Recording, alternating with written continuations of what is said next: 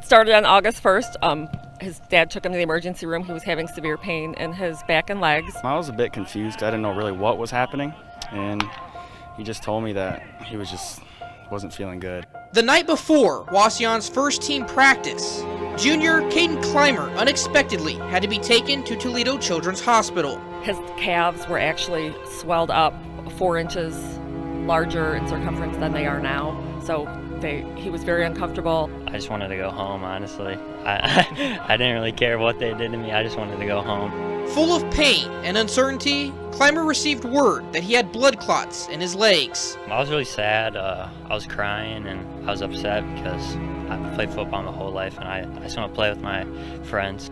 6 feet of blood clots were removed. It's honestly heartbreaking to see something like this, to see a young kid who's just excited to play football. He's excited to get in there and get the season started, and then he has to go to the hospital and get these blood clots removed. Kind of just came out of the blue. It's not something he had experienced before, like his friends and his mom was saying.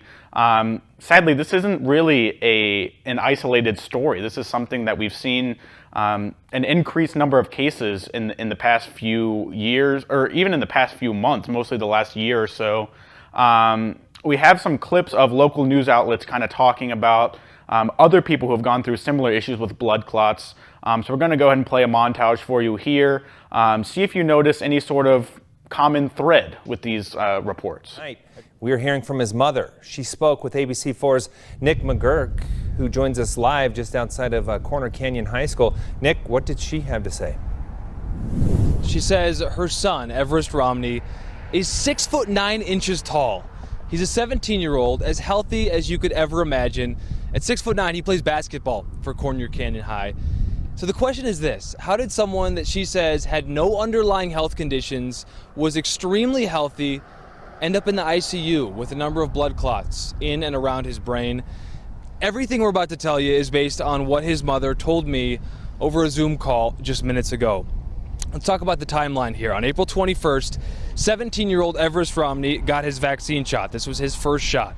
The next day, he complained of a sore neck, had swelling in his neck. A few days later, Everest couldn't even move his neck because of the swelling without literally putting his hands on his cheeks or on his head to move his neck. The COVID vaccine by Johnson & Johnson is on pause after a few rare cases of blood clots. A young woman now hospitalized in California may be such a case.